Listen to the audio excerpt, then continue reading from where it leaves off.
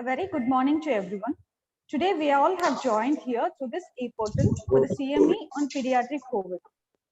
Now I request our beloved head of the department, Professor Dr. K Rangaswamy sir, to deliver the welcome address. A very good morning to one and all present here. It gives me great pleasure to welcome our most respected Dean, Professor Dr. Deep Sastry Madam, for this e-CME on preparedness of the third wave pediatric COVID. And I welcome our respected medical superintendent, Professor Dr. Elivandan sir, who is the driving force behind this CME. And I welcome our medical director corporate, Professor Dr. K Prakasam sir, for this CME. And I welcome our Director Hospital Development Committee, Professor Dr. Emj Karthik for this CME on pediatric COVID. And I welcome our Deputy Dean as well as Professor and Head Department of Medicine, Professor Dr. S.R. Rangabashimsa for this CME. And I welcome our Deputy Director Corporate and also Nodal Officer for COVID, Dr. V.P. Chandrasekhar for this CME. And importantly, I welcome our guest speaker for today's CME, Dr.Premkumar Sundaram from United Kingdom. On behalf of Vinayaka Mission Medical College, I welcome you, sir. And I welcome heads, professors, and faculties, students, UG, PG, CRRIs from other departments, and my dear friends and private practitioners, consultants, and faculties and students from other institutions for this need of our CME on pediatric COVID. Pediatric COVID. So these are the words now, the talk of the world. So as you all know, second wave of COVID hit India very badly with more mortality and morbidity. The whole world now anticipating the third wave. In some countries, it has already started. So there are many queries in everybody's mind about the third wave. Like when will it hit India? And will it be a wave of exclusive pediatric cases? Or will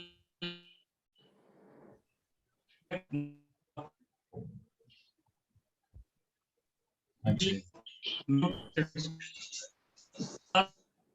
on the Severity, yeah.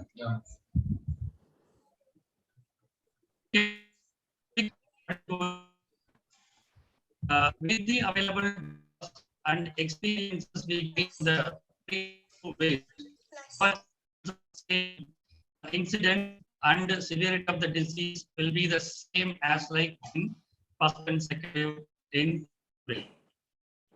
But anyhow, we have to prepare ourselves to face or tackle even the worst scenario. So with these words, one thing I will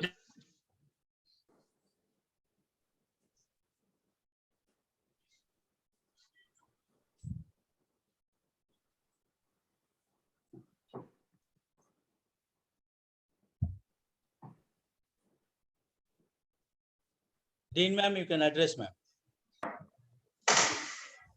Okay, sir. Dr. Rangabashimsa, sir, I hope, Rangaswamy, sir, I hope it's okay if I start.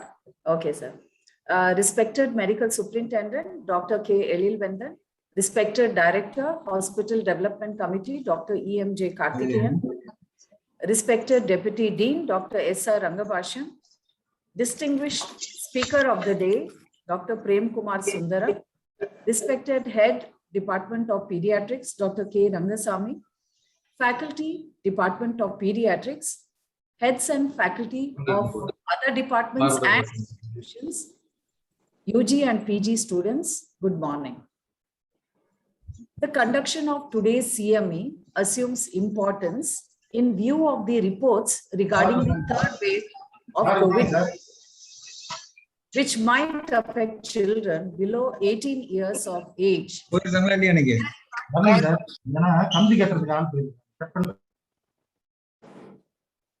Gearing up to tackle the possible third wave of COVID-19 is hence essential. I appreciate the head of Department of Paediatrics, along with his faculty, for organizing today's CME in order to create awareness of the challenges we may face due to the third wave and equip ourselves in order to counter it. This will be followed by the Department of Paediatrics with a hands-on workshop for the nurses and PGs who would be involved in managing the patients. It would be interesting to learn about pediatric surveillance measures and clinical characteristics of children affected by COVID in the UK. I would like to wish Dr. Premkumar Sundaram, consultant pediatrician and pediatric diabetologist, University of Hospitals of Leicester, United Kingdom, all the best. Thank you. Thank you, ma'am. Now I request our respected medical superintendent, Professor Dr. Elilvendan sir, to address the gathering. The most respected Dean ma'am, Professor Dr. Deepthi Shastri, respected Medical Director, Corporate, Dr. K Prakasam sir, respected Deputy Dean, Professor Dr. S.R. Rangabashimsa, respected Director, Hospital Development, Emj Karthik, and today's chief guest and guest speaker, Dr. Premkumar Sundaram, the consultant pediatrician and the consultant pediatric diabetologist, the University Hospital of Leicester of United Kingdom. Deputy Medical Director, Dr. V.P. Chandrasekhar, and the entire COVID team of Department of Medicine, Department of Paediatrics, and all the outside consultants, and Dr. Rangaswamy and his pediatric team. Welcome. Very good morning to all. As Madam has conveyed already, it's a need of this topic. Usually it's a very, very important topic, but this is a very, very important right position also, because we want to know about this COVID, and this COVID is particularly the third wave is possibly some pediatric populations, as Indian ICMR is predicted as a 10 to 20% population may get affected. So what we have chosen as a team, the entire WAP committee under the leadership of Dean Ma'am, Dr. Prakasam sir, we have conveyed and we have chosen as a right person, Dr. Premkumar Sundaram. About Dr. Premkumar Sundaram, I think Dr. Rangabashimsa sir will talk more about him because both are classmates in Kilpack Medical College. I know about Dr. Premkumar Sundaram. He's one of the very sincere and well-known consultant in the University of Leicester University. He's having more than 40 pediatric trainees all over the world. He's one of the very pioneer person in this pediatric area. What Dr. Premkumar sir, we have done is more than 1,290 cases in the wave 2. So second largest hospitals in this Salem and other districts, we have managed the pediatric. So always as Dr. Rangasamy sir and the pediatric team, head of the department, Dr. Rangasamy and pediatric department, chosen the right topic and the right person in this.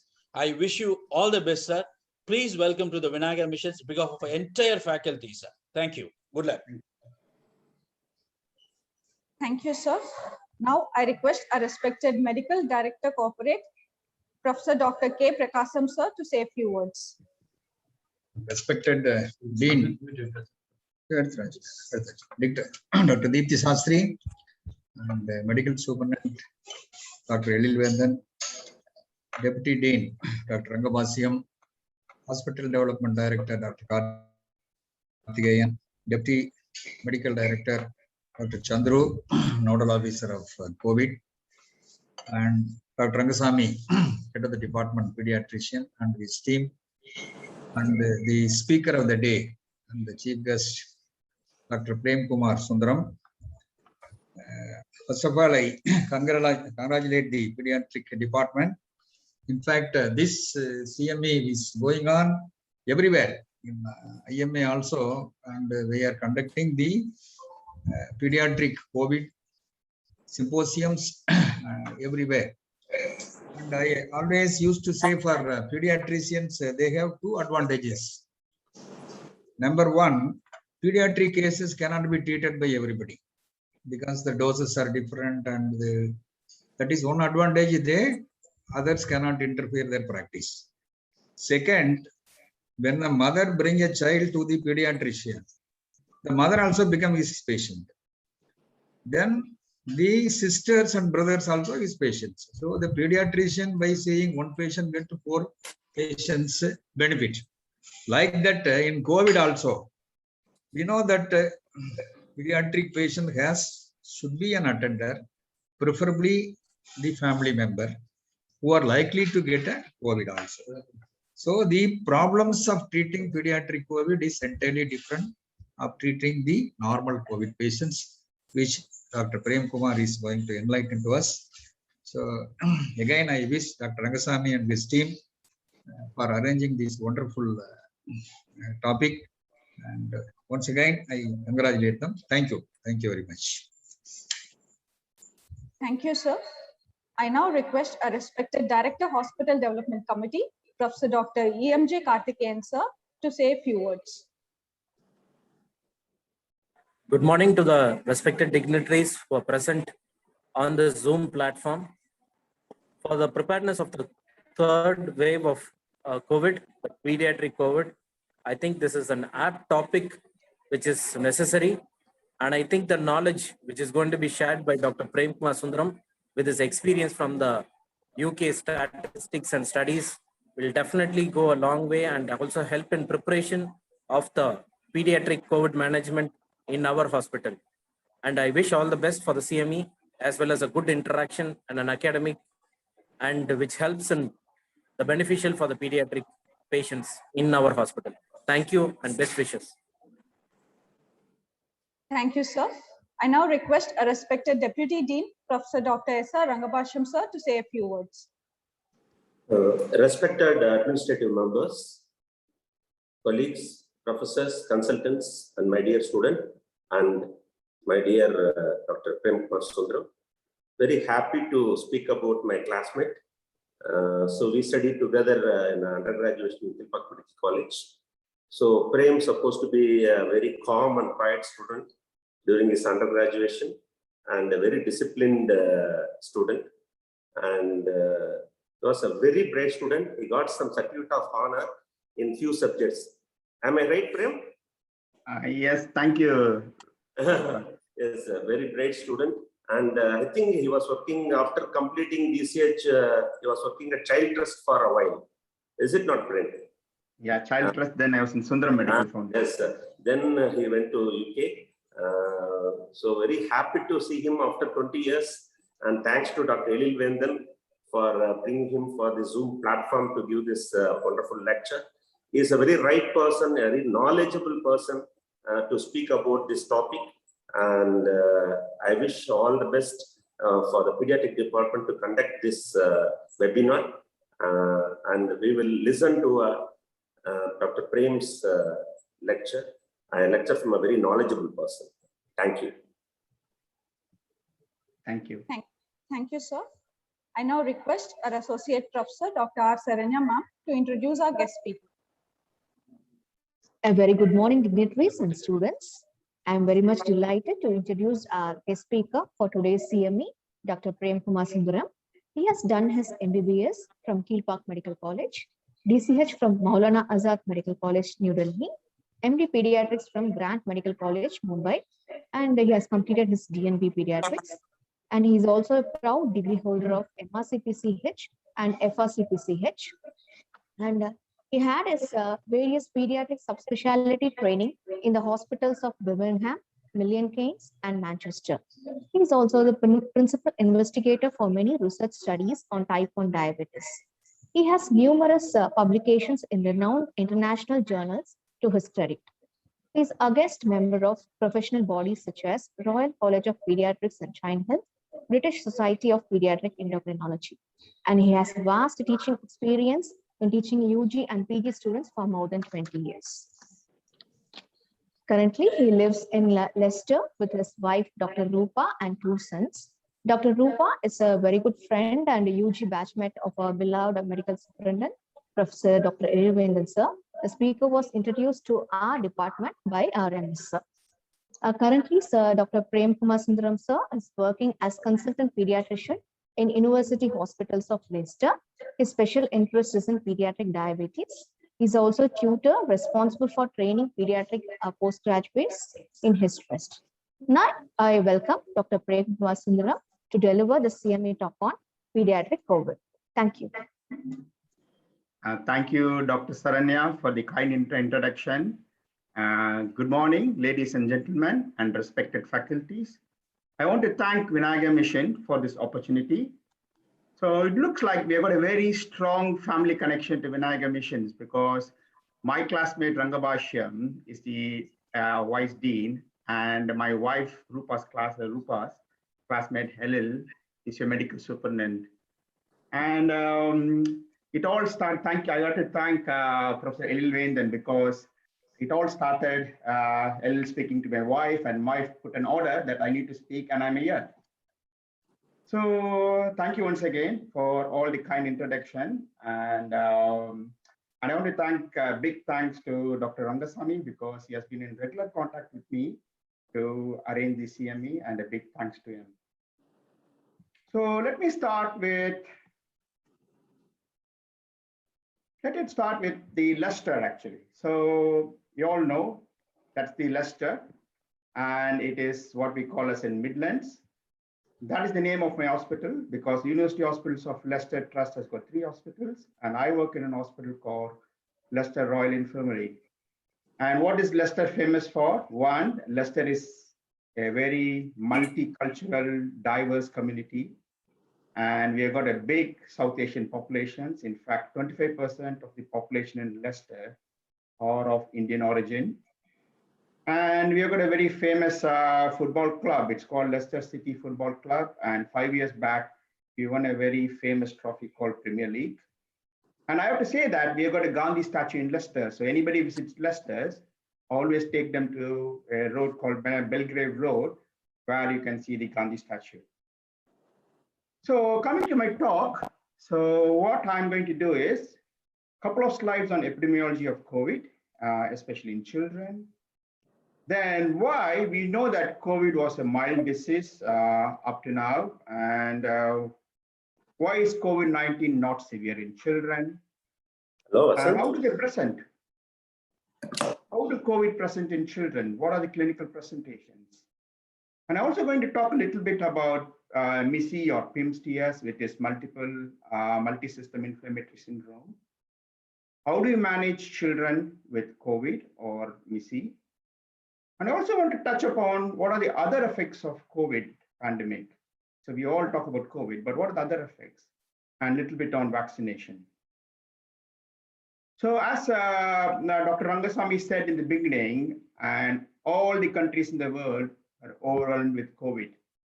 And this is a very nice cartoon, which is published in Irish Times, where you can see it started as a very small snowball, and they recorded it a big snowball, almost submerging the healthcare system in all the countries in the world. The present world statistic says that we've got 203 million cases of COVID worldwide, totally till now, and we had 4.3 million deaths. And what is the situation in UK? And this is the situation in UK, and this graph has been taken from Public Health England, which is a government website. You can say we had the first wave somewhere in April and May, and the numbers are less because we didn't have facilities to check, but have a big death rate. Almost some days we are seeing up to 100 patients dying. Then we had a nice lull because last summer, everything was open and we thought we have won the COVID, and then our second wave started. And during last winter, which started from December to February, we had huge numbers. By this time, we were able to test more and more people. So we are hitting something like more than 60,000 cases every day. And our death rates were worse in the second wave. And you can see we are hitting. And now and then we came out of lockdown. It was a gradual process. We came out of lockdown somewhere in middle of July. We called this an Independence Day, where we were completely out of lockdown. And you can see that even though the case numbers increased, our death did not go up. And our and our case numbers are also coming down. So what are the reasons for this? I think one of the main reasons is vaccinations. You know, in UK, nearly 90% of the adult populations have received at least one dose of COVID vaccine, and 70% have got double vaccinated. Another reason is also we are in summer holidays for last 1.5 months. So that's also another, people have been more staying at home. So this is the situation in UK. Then when you look at the worldwide cases of COVID and deaths by age group, and this is the graphs that is available from MIPDR coverage database, and this was taken from the UNICEF database. And you can see that there were cases in children actually, up to 14 years, they formed around 14% of all the cases, but they were more in the somewhere in the middle-aged population. But if you look at the deaths, their deaths were very, very, very rare in younger age group. As you become older, the death rates were going up. And this was a situation that was seen in most of the countries worldwide. Now, so some questions about COVID. Can COVID affect any age? Yes, children of all ages can get COVID. And most of these studies say that most children got COVID from household contacts. But most of the studies were done when the children were not in school and children were doing online studying from home. So when the schools open, you may get contacts from the other children also. As you all know, so far, children have had milder disease than the adults. But children with some underlying medical illness, like neurodisabilities or immunosuppressions or some chronic illnesses, have an increased risk of developing severe COVID disease. And this is one of the first study that was published in British Medical Journal. This was a prospective multi-center observational study. So this study involved 69,000 patients of all age group from different hospitals. And what they found was only 655 children were 655 were below 18 years. So out of 69,000, only 0.9% were children. The median age they noted was 4.6 years. 58% did not have any comorbidities. The main comorbidities in children they saw were neurological, oncological, asthma, and prematurity. So this study showed, this was in the almost at the end of the first wave, the case fatality in children were only 1%, which means only 6 children died in this group, compared to 27% in adults. So you can see that the death rates were very, very low in children. And when you look at the deaths in the 6 children, almost most of them had severe neurodisabilities or severe comorbidities. So what are the symptoms of COVID in children? Is it different from adults? Once again, this is the paper from British Medical Journal, which shows you by this nice graph of what the symptoms are. So the pink is the symptom. So you can see the fever, cough, followed by nausea and vomiting are the commonest symptom in children. While children can have a variety of syndromes, including tummy pain, diarrhea, skin rash, ear pain, lots and lots of symptoms. But the commonest top 3 symptoms are fever, cough, and nausea and vomiting.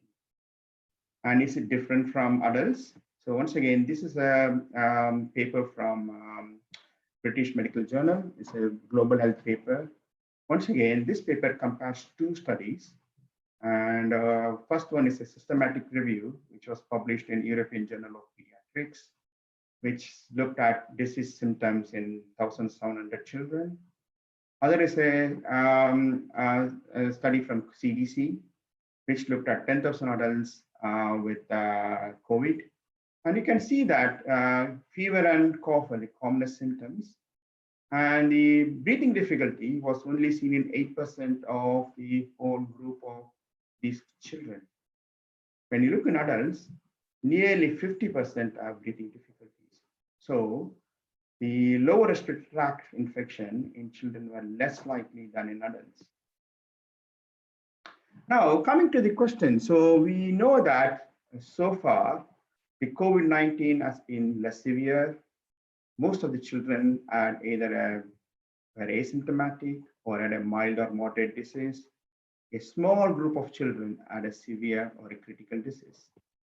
Now let's see what are the reasons for COVID-19 being less severe in children.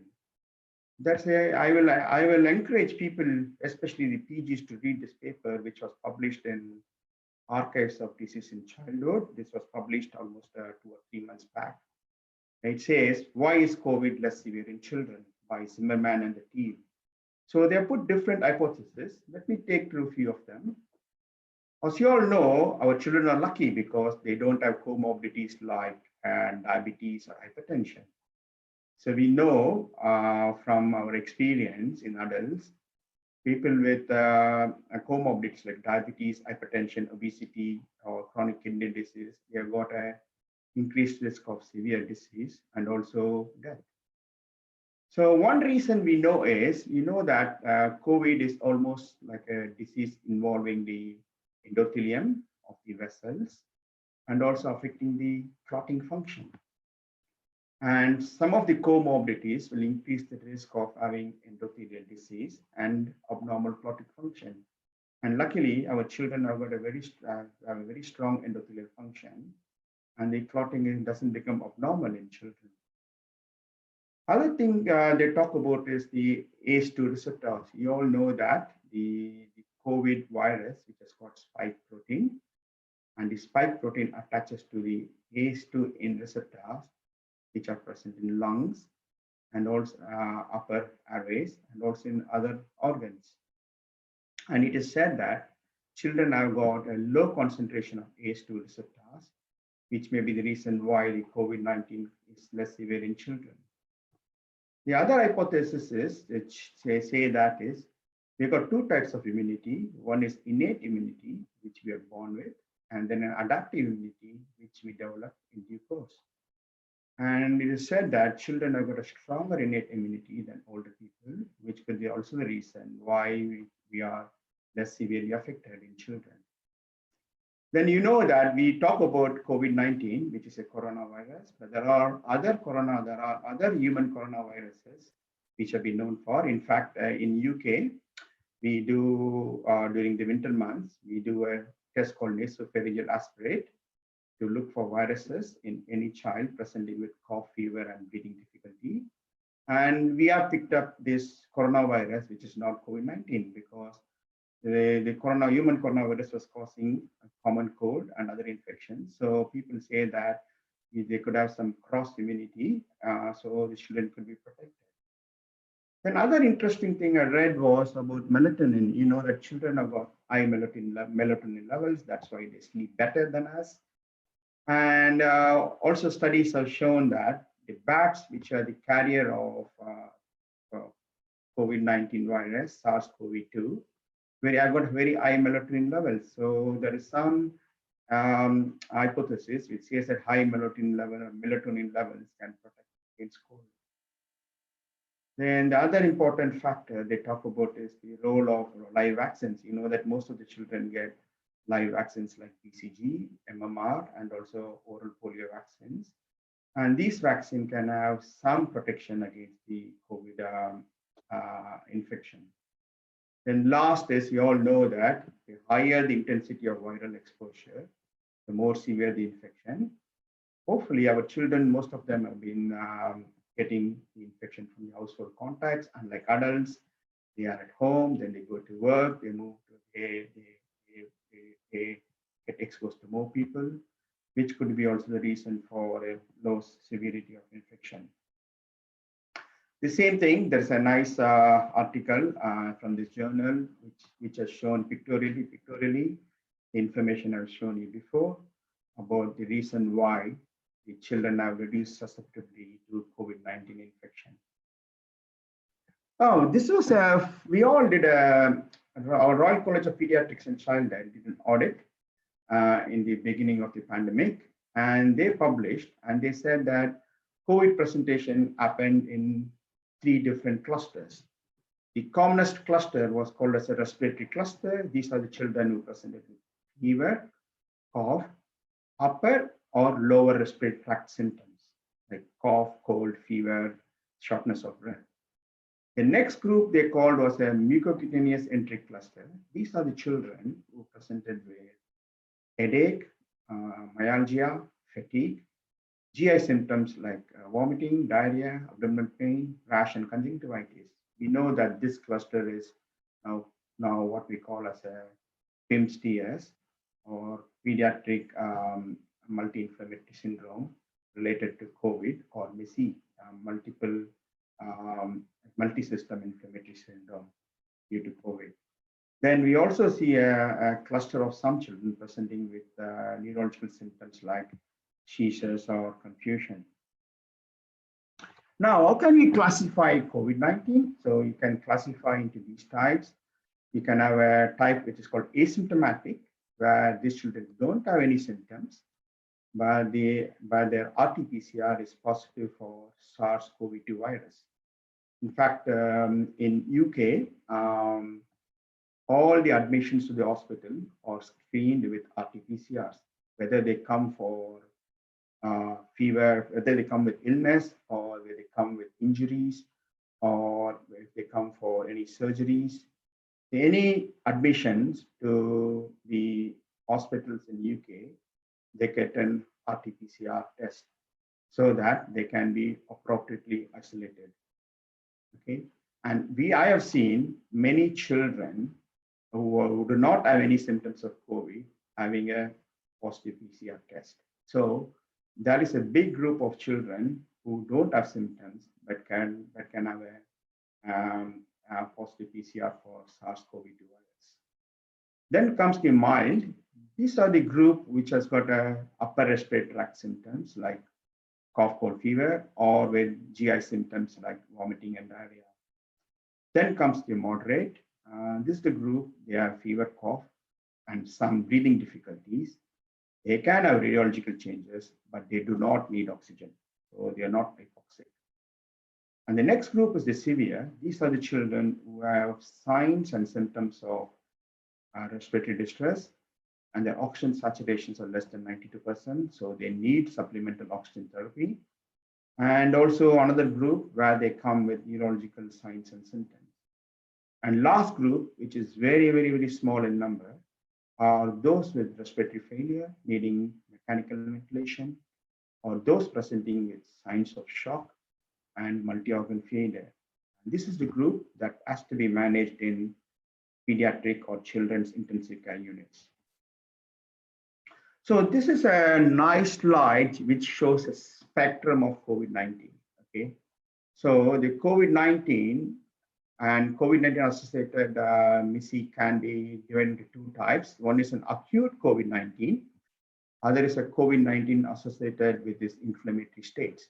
Okay, so if you look at acute COVID-19, your majority of the children are having no symptoms or mild symptoms, and a small minority can present with respiratory failure, ARDS-like picture, neurological symptoms, coagulopathy, or shock. Once you go to a MISI type, this is the group where most of them are COVID swab negative. Some of them can be positive. And usually these symptoms develop almost 4 to 6 weeks after a mild COVID infection.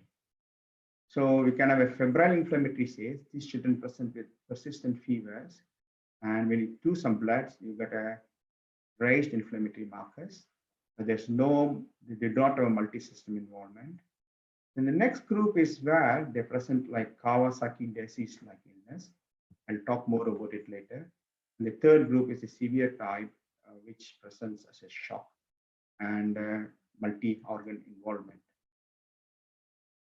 Now let me take you to a case scenario. So this is a boy I've seen recently. This is a 6-month-old boy who presented to us with cough and cold for 4 days. He had fever and difficulty in breathing for 2 days before the presentation. His background is he has got Down syndrome, and he also has got an atrial septal defect. So on presentation, he was noted to have a respiratory rate of 60 per minute. He had bilateral chest recessions. His heart rate was 150 per minute. He had a high temperature of 39, which is equivalent to 102 Fahrenheit. And his chest had bilateral crepitations. And his saturations on arrival was only 88%, which improved with some supplemental oxygen to 95%. He had some baseline bloods, which showed a full blood count, showed a normal WBC count with a low lymphocyte count. So he had lymphopenia. And his CRP levels were normal. His PCR for SARS-CoV-2 came back as positive. Okay, and this is his chest X-ray. You all agree that he has got some consolidation. You can see that he's got right upper lobe consolidation and also right middle lobe, and also some changes on the left side. So he's got some pneumonic changes on his X-ray. So he was managed as COVID pneumonia. I will talk about the management in the next few slides. So how do we manage children with COVID-19 infection? So majority of children, I said, are asymptomatic or kind of a mild or a moderate disease. So regarding the blood test, our policy is to do blood tests only in children with severe COVID-19. And if you're doing blood tests, the tests we do are blood culture, full blood count or a complete blood count, C-reactive protein, clotting screen, D-dimers, kidney function, liver function, bone profile, ferritin, troponin, and a pro-BNP. And the troponin and pro-BNP, we have learned about these two tests only after the COVID. And these tests talks about the cardiac function. So do you do chest X-ray and CT scan?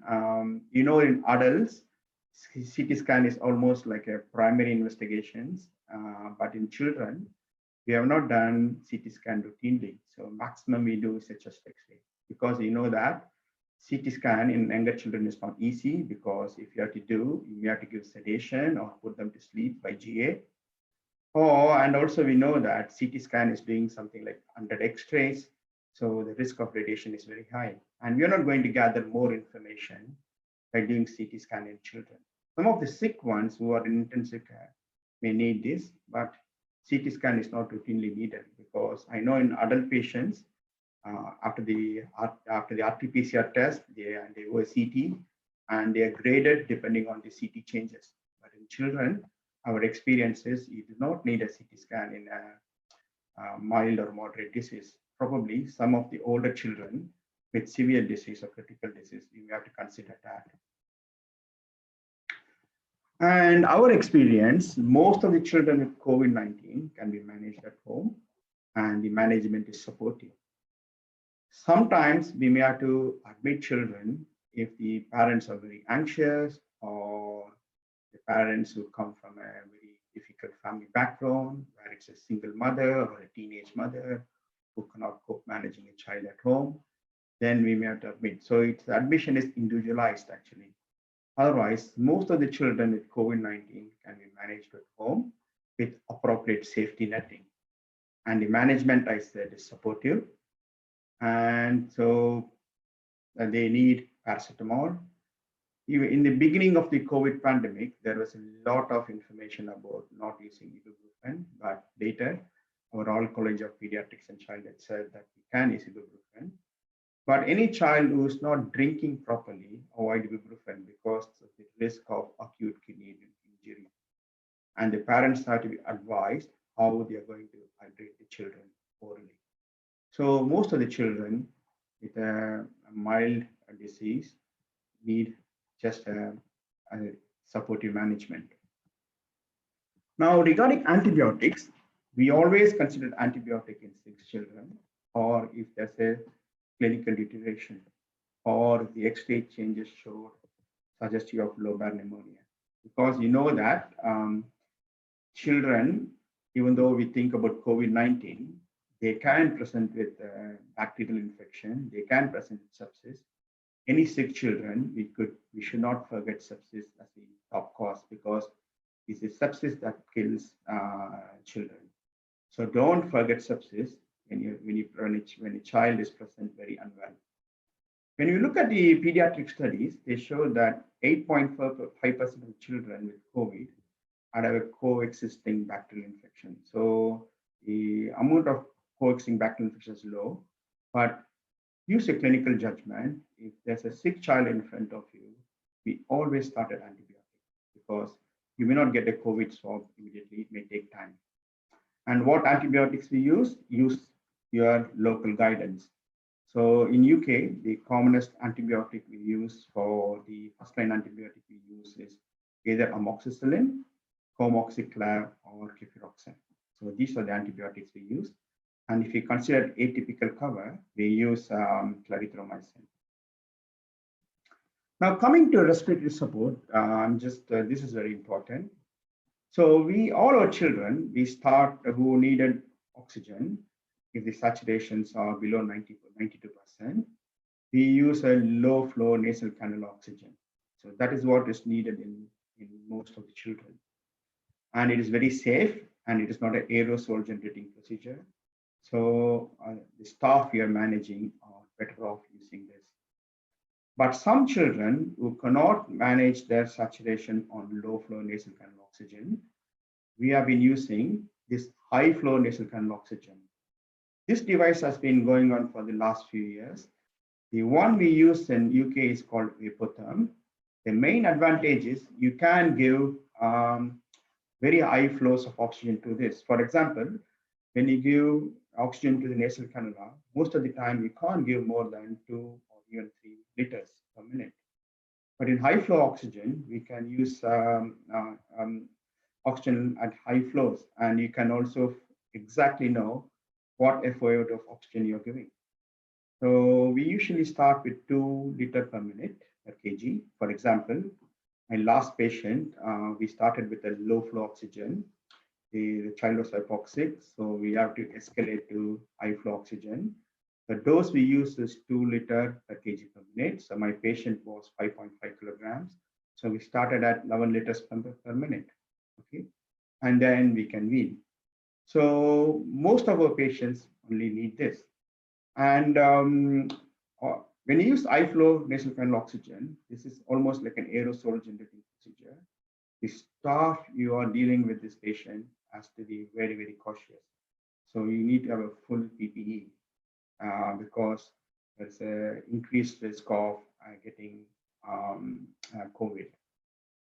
Then please consider if they don't get better with high flow oxygen, then you can use other non-invasive ventilations like CPAP or BiPAP can be used. Once again, get the help of your local intensive care or HDU team to help you with that. And we check blood gases, not routinely, only in children who needed escalation.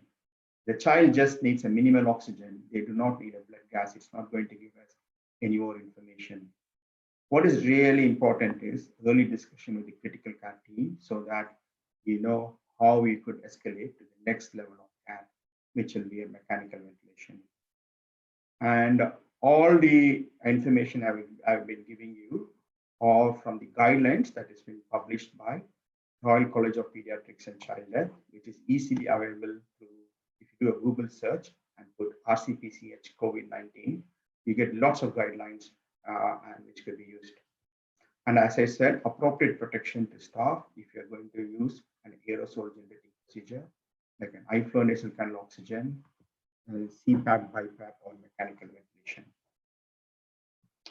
Now, coming to specific treatment for COVID.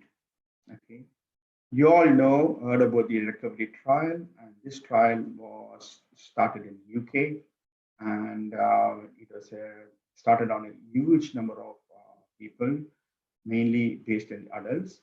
So what the recovery trial found was dexamethasone reduced mortality in people, in adults who are on invasive ventilation or who need oxygen. So this is the chart.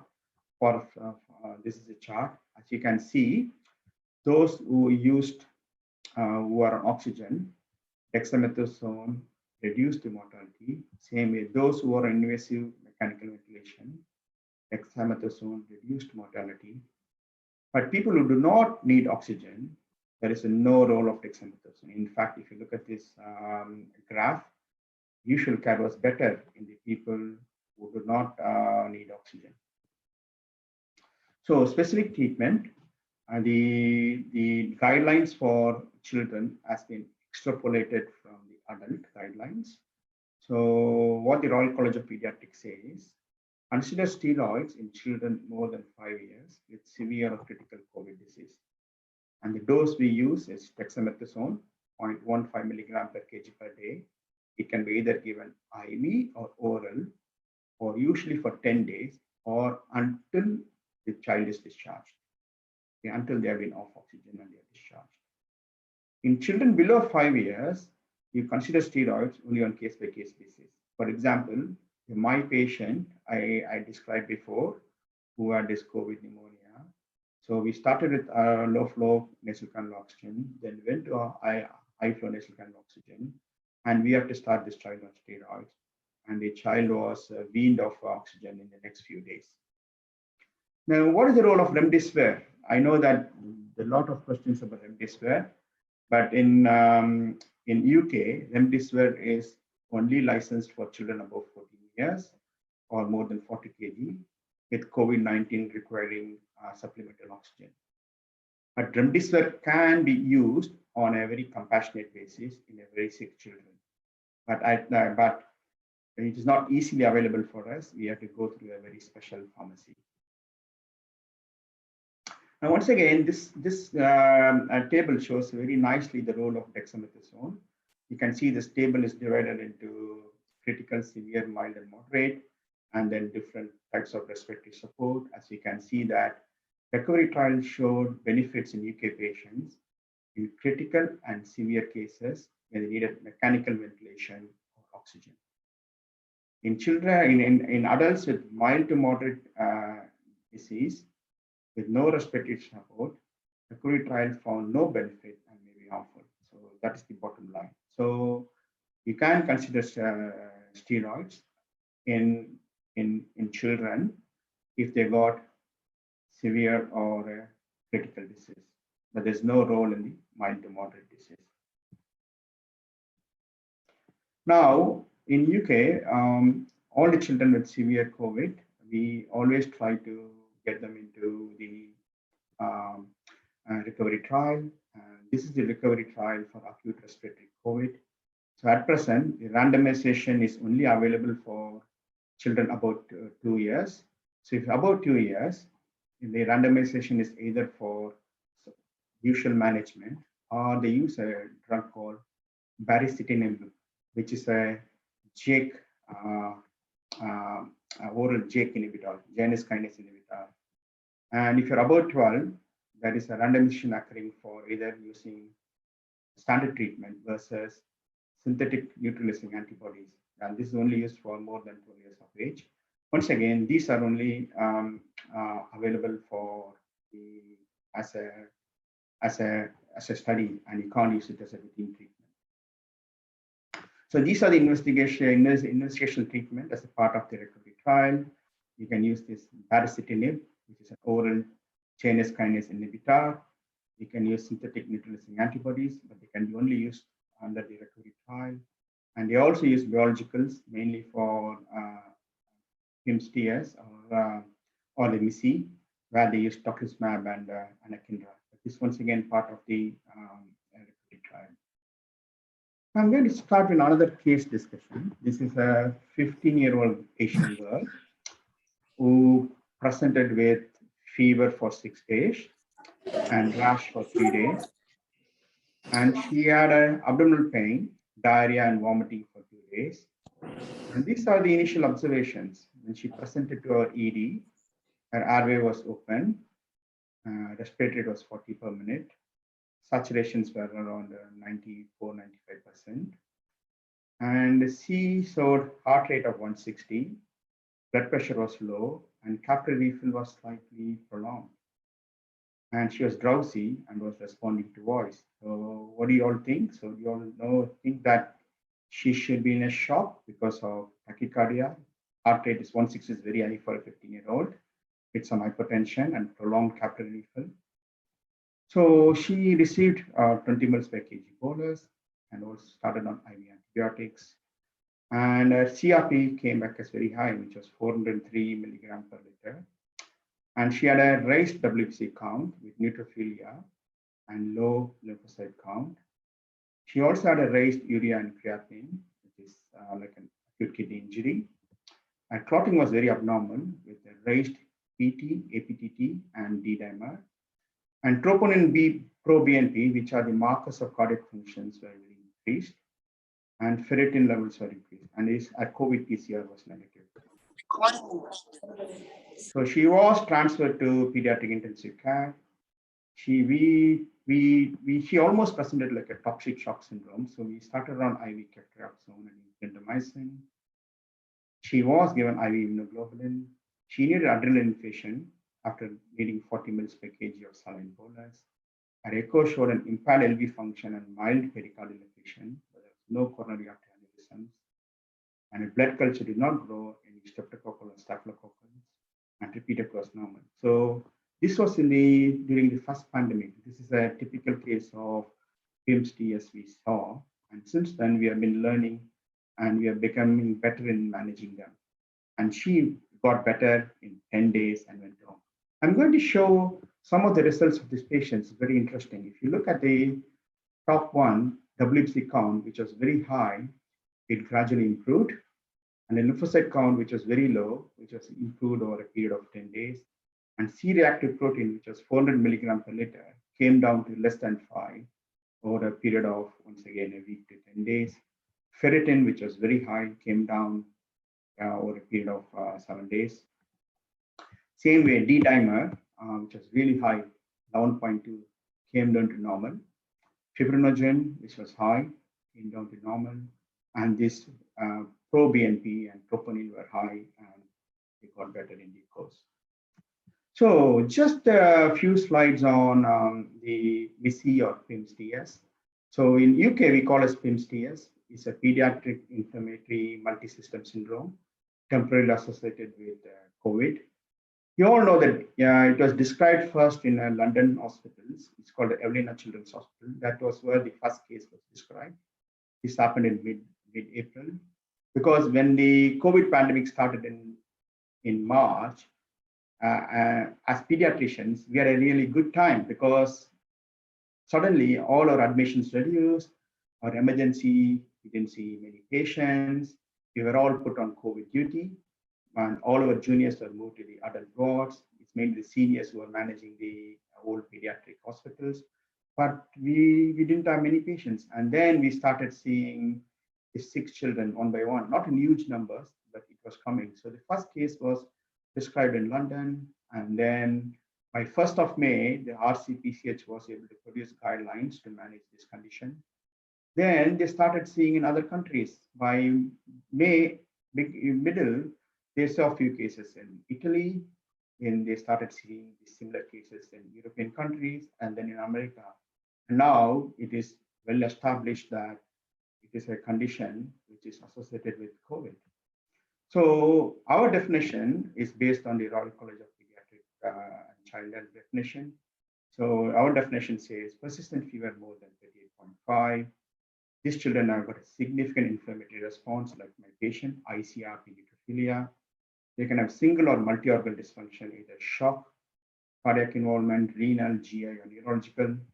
If you do a COVID PCR test, either they're positive or negative, but you need to exclude other causes which can cause this which can cause similar phenotype. You need to rule out sepsis, toxic shock syndrome, or infection associated myocarditis.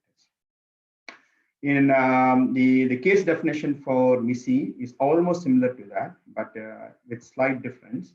We can look into the literature for that, but I'm going to use the FRCPCH case definition of this.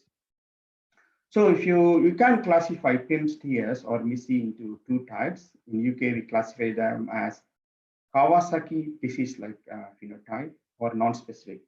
Non-specific is the one where they present with persistent fever and shock, present with GI symptoms, respiratory symptoms, or neurological symptoms. In fact, the first few cases who presented with unwell, they were initially diagnosed as suspected appendicitis. Some of them also went for surgery and they found that appendix was normal. And then they needed an intensive care management. Initially, they thought these children present almost like an appendicitis with gastrointestinal symptoms. So regarding the Kawasaki, I don't have to explain. Most of the pediatricians know about the Kawasaki disease. So the definition of Kawasaki is fever more than 5 days with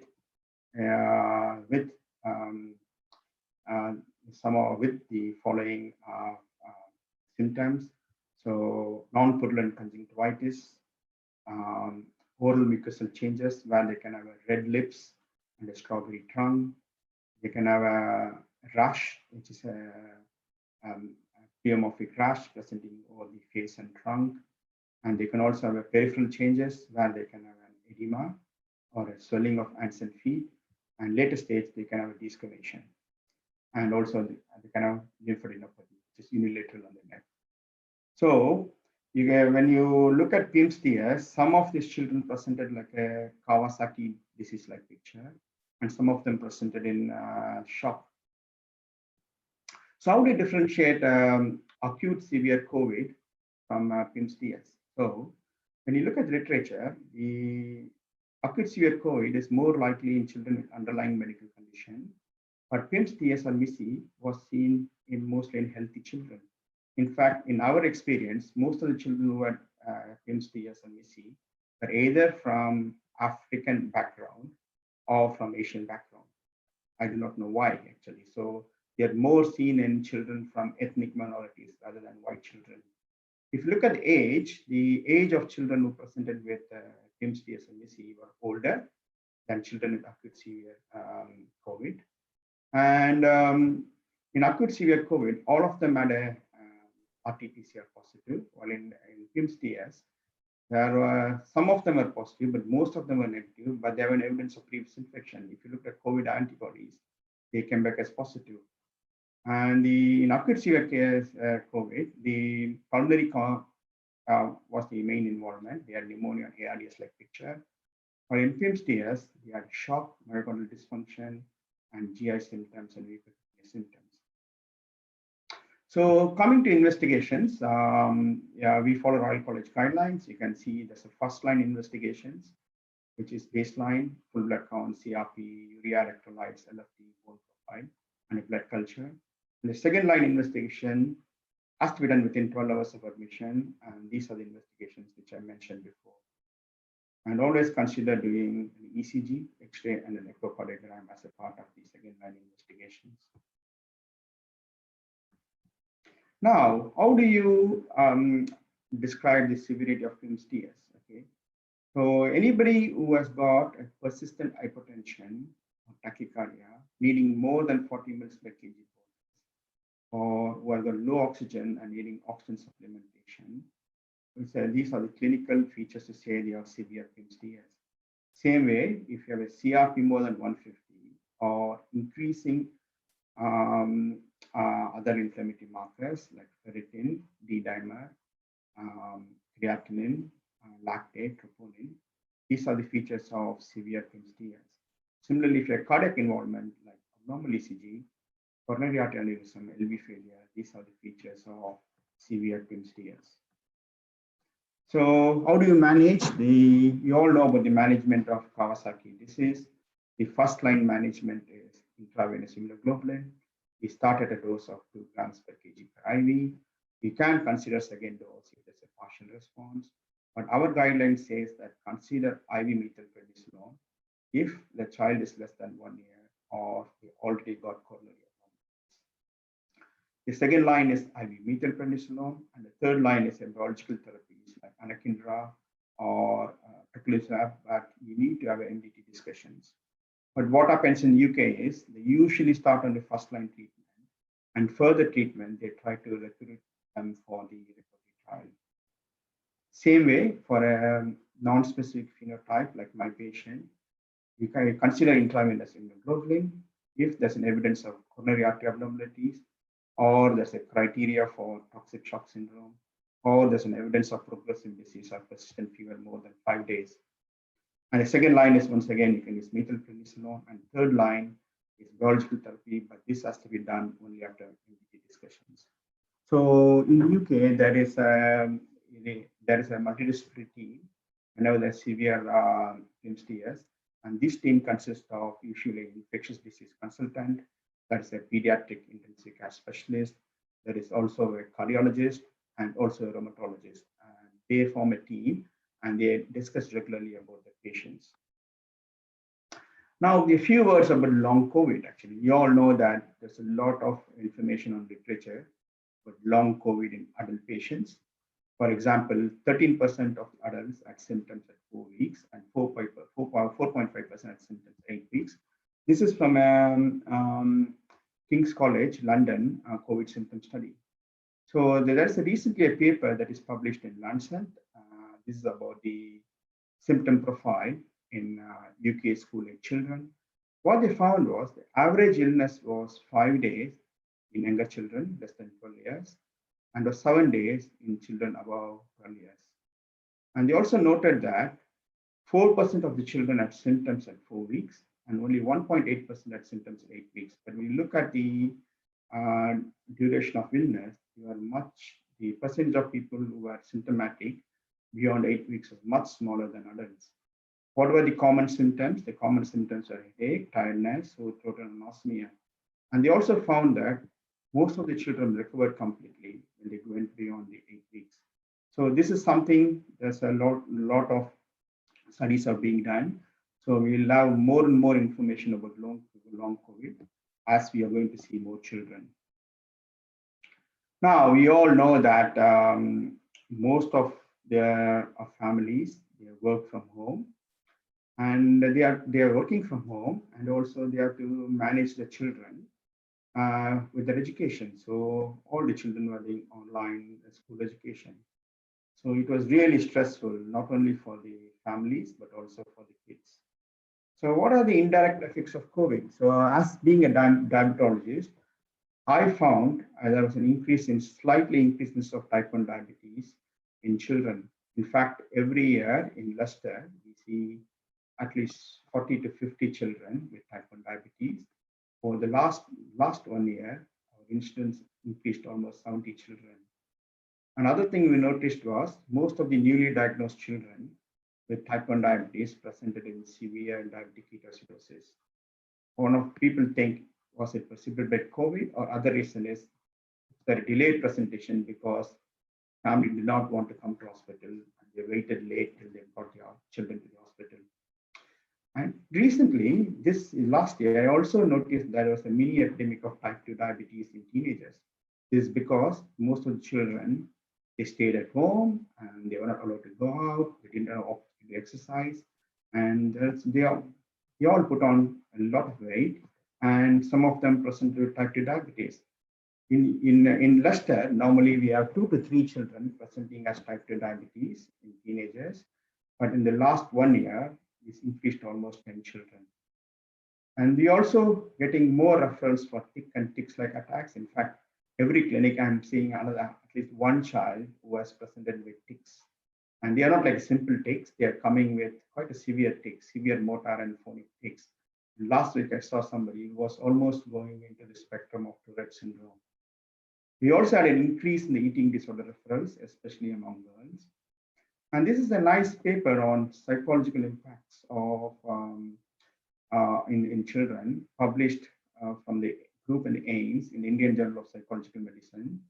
And what the final conclusion was, they said that the psychological impacts were either due to the fear of illness or due to social isolation in children. But what we do not know is the socioeconomic effects of missing school in children. We know that most of our children, they have been having some online lessons, but they are not been having face-to-face schooling.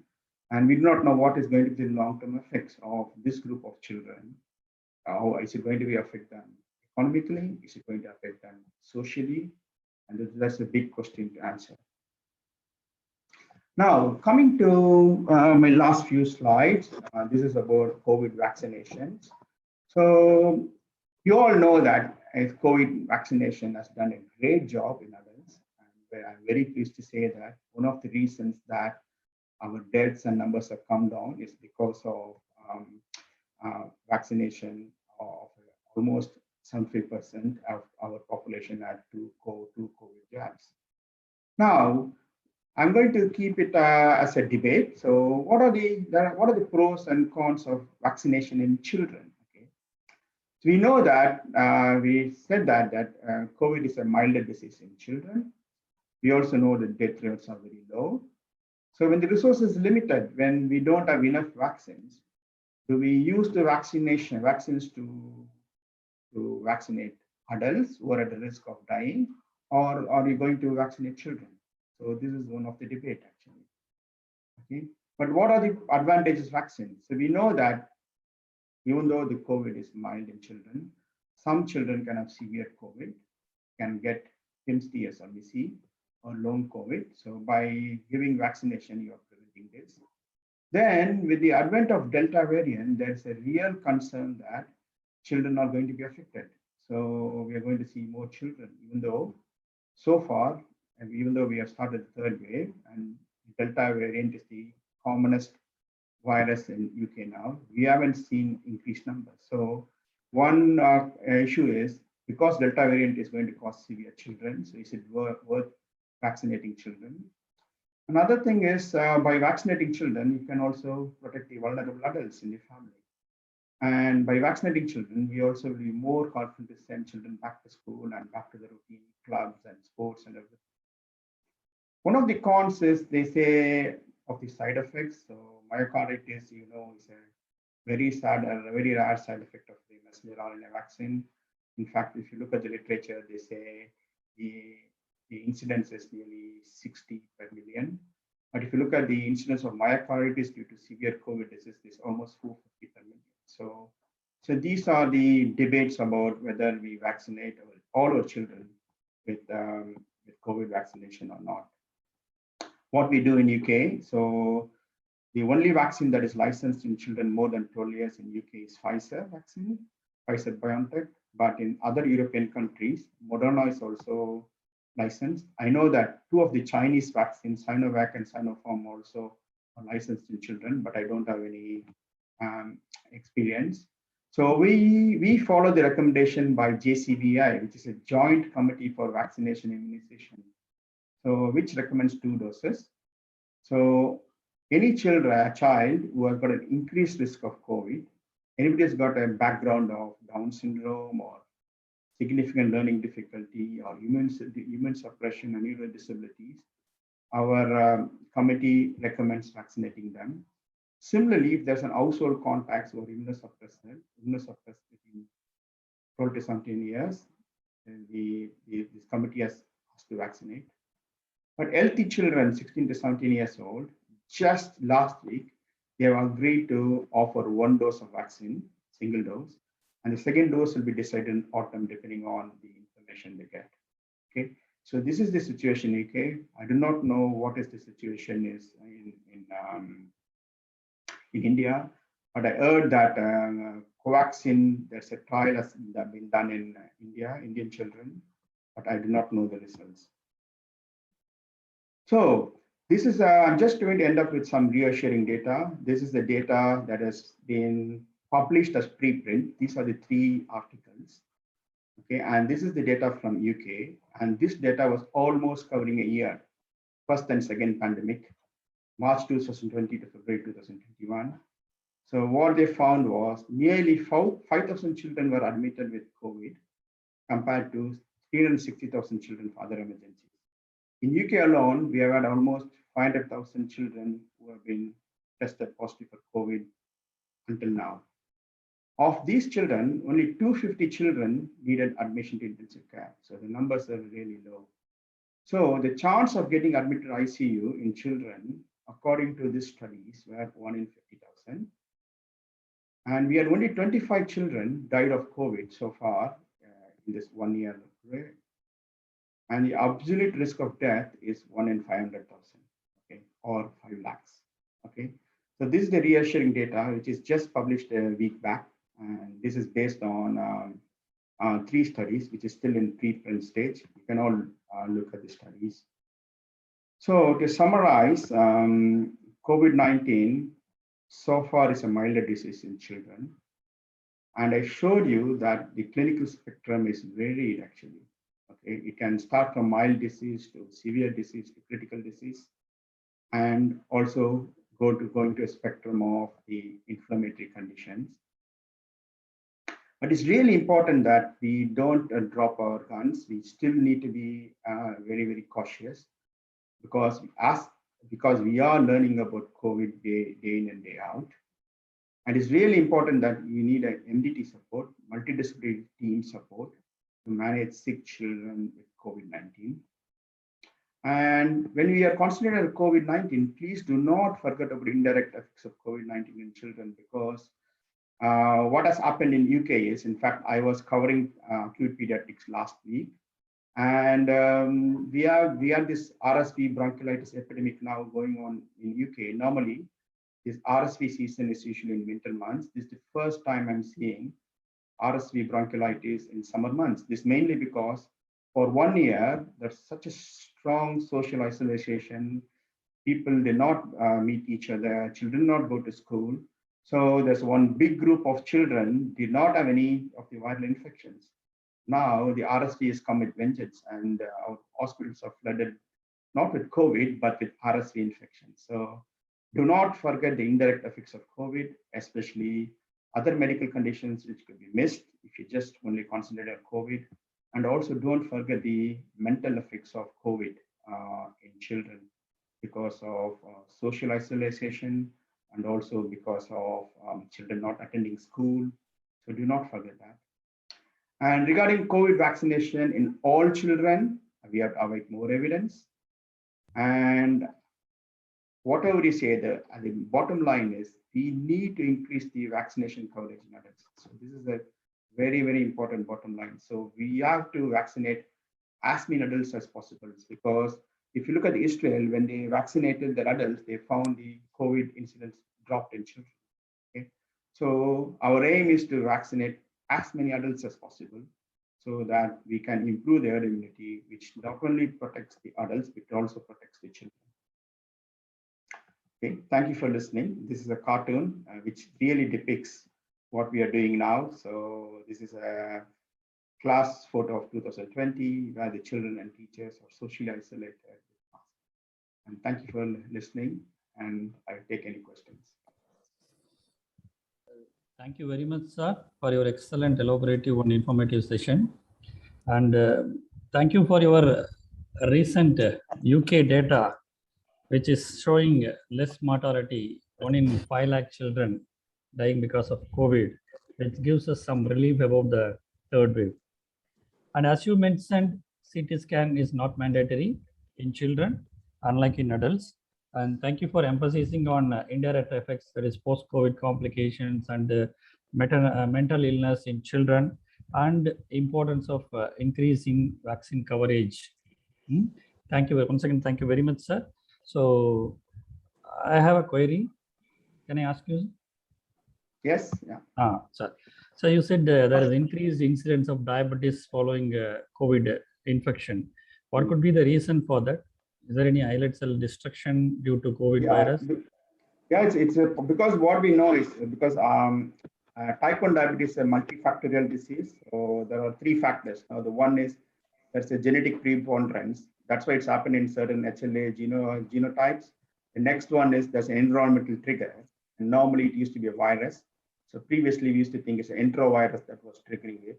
And probably there's a good reason why coronavirus can't trigger this actually.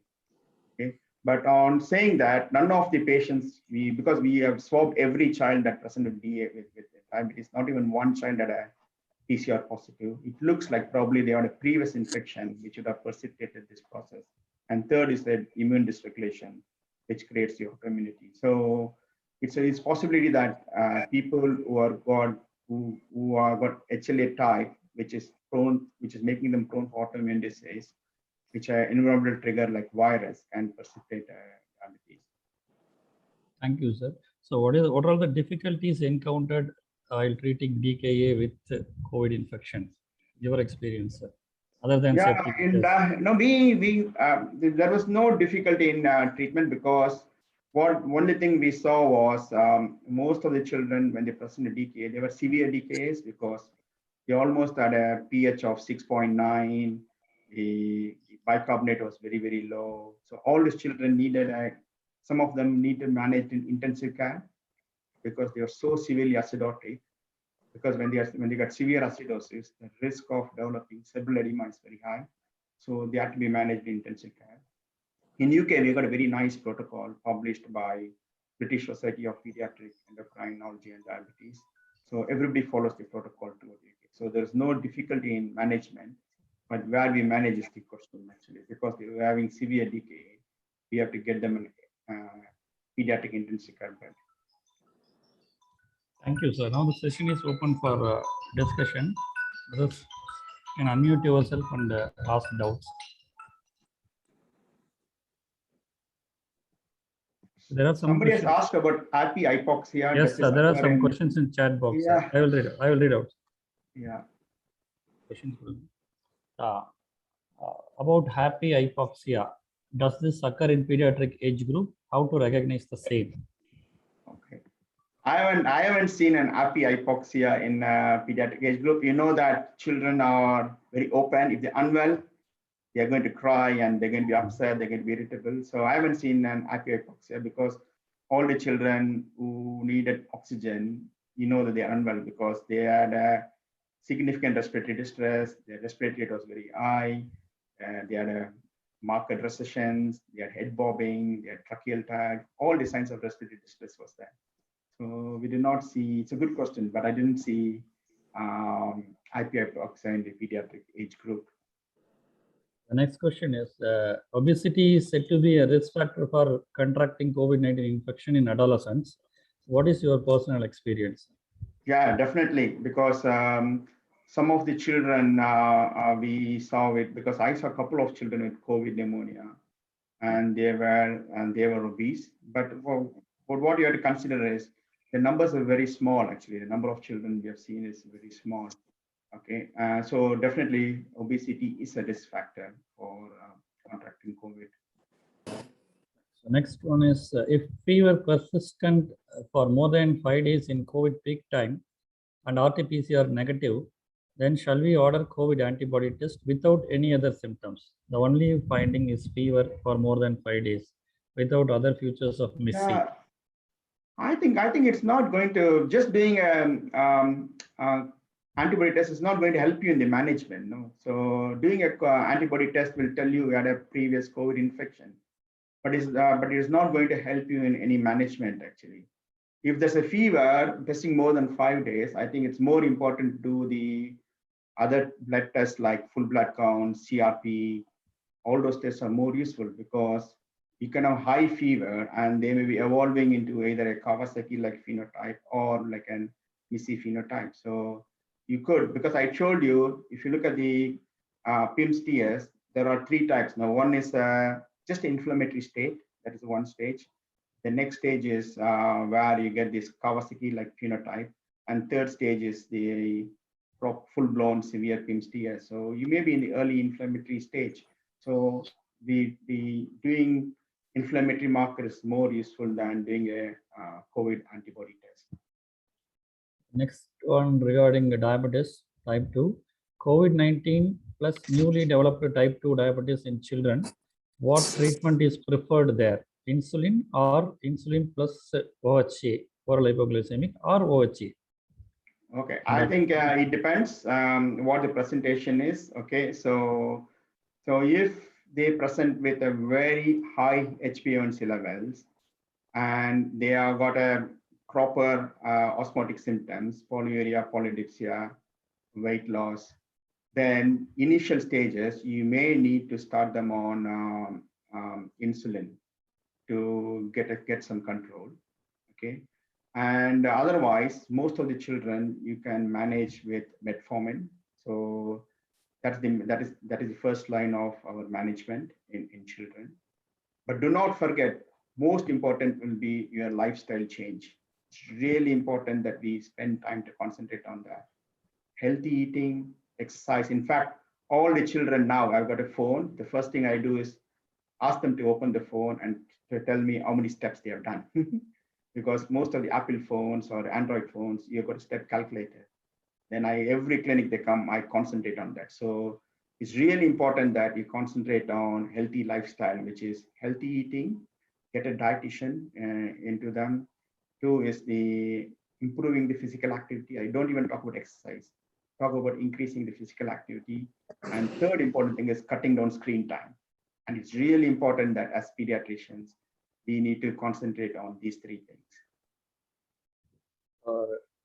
The next question regarding mucormycosis in diabetes mellitus children. Have you encountered any of such case? No, we haven't even seen a single case of mucormycosis. No. So it was really surprising, actually, even though in adult patients with type 1 diabetes, they had a severe COVID. We did not see, because I did not see even a single child with, because we got nearly 380 children with diabetes. I did not even see a single child with diabetes, established diabetes, admitting with COVID. Okay, somehow in children, I don't know, they did not, I haven't started having this micro or macrovascular complications. So we did not see children presenting with severe COVID who has got diabetes. Sir, there are no other questions in chat box. Hello, Dr. Thanks. Can I ask? Right, sir. Okay, sir. Okay, sir. Dr. Prem, sir. So Yes. wonderful speech, sir. And behalf of entire Vinayaka missions, we congratulate you and we are very happy to have you, sir. My question is 2 questions, sir. Part 1 is, how about this Delta variant in UK? Is it a worrying factor in India for the pediatrics, sir? Delta variant, because Indian data says that already is in a Delta variant we faced in the wave 2, but still, how about this Delta variant 2, sir, in a pediatric age group? 1. Second question, is it a safe for the immunization for the pediatric? Is it enough clinical trial has been done in the pediatric age group, sir? Okay, yeah, I think we were very worried about Delta variant when it started coming, and that is when you know that India was made a red listed, and a lot of us couldn't come to India for even for emergency. Yeah, so we were very worried, but we have got more data now. That's what the first slide I showed. No, even though the Delta variant is the main variant now going on in UK, we haven't seen even initially the numbers increased in adults, and then it started coming down, and deaths did not go up actually, and we did not see many children getting admitted with severe COVID. We have seen here and there a few children, but we did not see many children in UK. But I know that I was just reading the news in USA. Apparently, they had seen little bit more children in America presenting with Delta variant being unwell. But the main advantage for UK, I told you, is because we have vaccinated the adults, because nearly 75% of the adults are double vaccinated. So the transmission could have been stopped. But I think we all have to keep our, we can't leave our guards down. We have to be still careful and vigilant, and time will tell us, and it's better to be prepared. It's really that we better be prepared, make sure that you get some local guidelines, how to manage and how we could use. We don't want to admit every child, then you won't have place to admit a sick child. What is really important is how we could support the children who are mild to moderate at home and consider admission only for severe and critical children. Okay, that's first question. Regarding vaccination, I said that it's very debatable. Are you going to vaccinate all your children, take the vaccine from adults and use it in children? So I think it's really important that we need to consider vaccinating adults as much as possible, because they are the people who have got a severe disease. They are the one they're going to need intensive care and high dependency management. They are the one who are dying. So we need to concentrate on vaccinating them. Children, once again, there are studies which shows that vaccination is safe in children. And my experience is only with the Pfizer-BioNTech vaccine, which is a messenger RNA vaccine. They found it safe. The only side effect they have noted is myocarditis, but the incidence of myocarditis is something like 60 per million. But when compared to myocarditis due to COVID, it was nearly 450 per million. So it's, even though it causes myocarditis, a very rare side effect. So we'll have to take the risk and vaccinate. In UK, we are only vaccinating children between 12 to 18 years if they have got a underlying medical problem, or if they live in a family who has got an immunosuppressed disease. For example, with the mother, father, or grandmother has got some cancer or immunosuppression, they are vaccinating. Only from last week, they have allowed 16 to 17 years to be vaccinated, even healthy children. But our committee has still not agreed for vaccinating all children between 12 to 18 years. So it's very debatable, actually. So we have to, I think locally, you need to find out how it is going to be decided. So it's a difficult question, actually. If you have enough vaccine, I will go for vaccinating everyone. That's my take, actually. But if the resource is meager, then you have to consider how you're going to direct the vaccine to people whom is going to benefit the maximum. Okay. Thank Hello, you. Prem. Hello, Prem. Can I ask a question? This is Dr. Yes, Dilara here. Yes, Dilara. Excellent talk. I thank the organizers for the webinar. Prem, children often we associate them with tender loving care, right? And this particular disease, they have to be isolated from parents. So how are you managing that thing? Social distancing and... It's a good question, Dilara. We do not isolate children from parents. Okay. We do not, actually. We do not, because our experience is most of the children who had COVID positive, the whole family were positive, because we know that parents were positive. So especially if there's a younger child, we allowed the parents to stay with the child and with adequate precautions. And we requested the parents to wear mask always and to wash their hands and to do this, because there are some babies who are breastfeeding, actually, are going to isolate them from the family. So we did not isolate the children from parents. I think it's as a pediatrician, I think it's wrong to remove a child from a parent. That's the worst thing you can do, actually, because you can have a lasting damage to the child. Because most of the children, they got the virus from the household contact. Okay, so if the child is reasonably well, that's what I said. If they're got a mild disease, or sometimes even moderate disease, you could manage them at home. But I know that India with overcrowding, it may be difficult. So you may have to consider admitting them. But we did not isolate any of the children from the parents. Only those who needed intensive care, they have to be managed, because children were sleeping. They were on IV midazolam and they were sleeping. So that is fine. But otherwise, the child was awake. We always allowed a parent, but we only allowed one parent to be with the child. Thank you, Prem. Hello, Rangabashimsa. Nice to see you. Hello, Dila. How are you? Hello, fine. We got a KMC reunion here.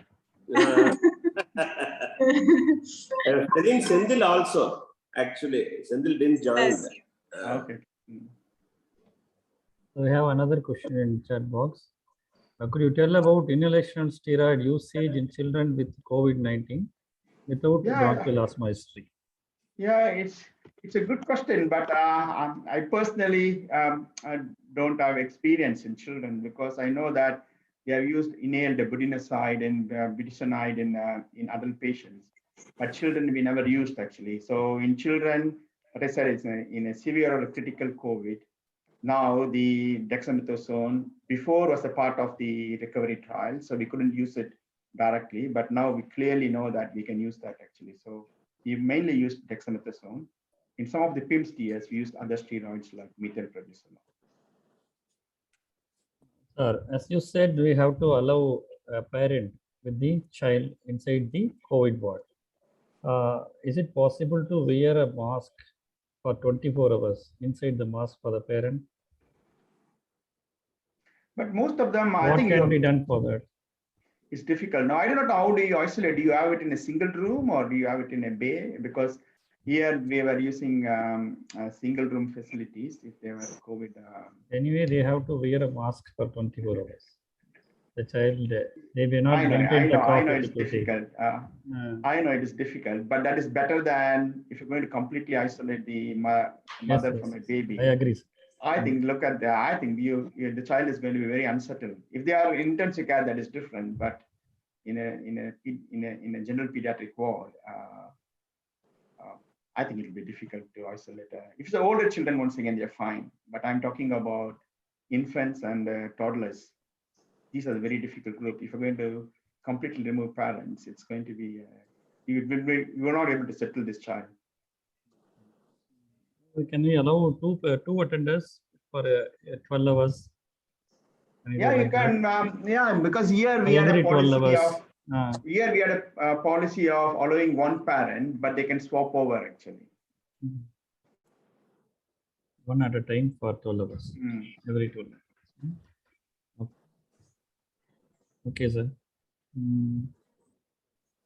Okay, there are no other questions in the chat box. Thank you. If there are no other questions, we shall move on to. Very good lecture. Thank you, Rangabashimsa. We'll meet during next reunion, Prem. Yeah, definitely. I will join us with in a Zoom meeting. Sendil used to. Yeah. Definitely. Next meeting we will join together. Definitely, yeah. Arpita? Arpita? Thank you very much, sir. I request our Associate Professor, Dr. K. Puglendi sir, to deliver the vote of thanks.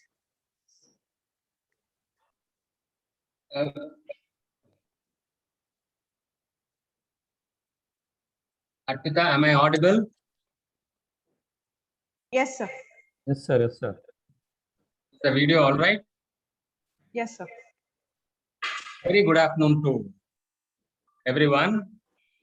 At the outset, on behalf of the Department of Paediatrics, I should thank all the WAB members for giving us this opportunity to conduct this e-CME on pediatric COVID, which is the need of the hour.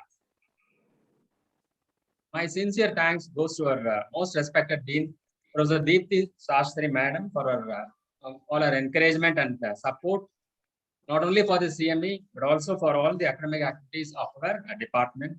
Thank you, Madam.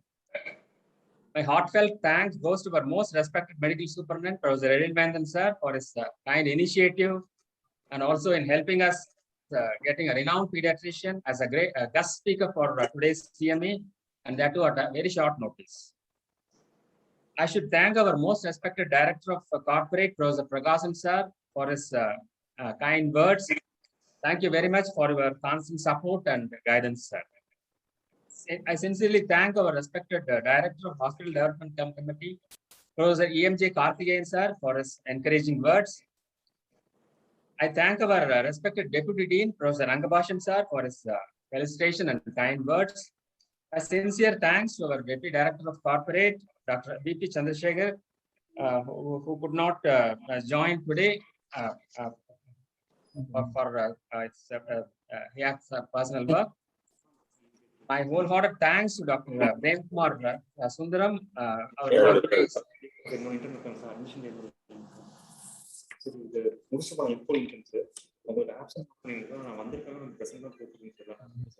For today's guest speaker, sir, thank you very much for an excellent CME and also for conducting the deliberations live online, though you are in a different time zone and in spite of your busy schedule. I wholeheartedly thank all the faculty, postgraduate, CRRI, and students of our institutions and for their active participation. I also thank all the faculty and students from various other institutions who have joined this Zoom meeting. And I also wholeheartedly thank all the private consultants for joining us in this Zoom meeting and for the CME and for their active participation and making this CME a very grand success. Thank you, one and all. Thank you very much. Thank you, Prem, sir. Thank you very much. Wind up. Thank you, Prem. Thank you. Thank you. Thank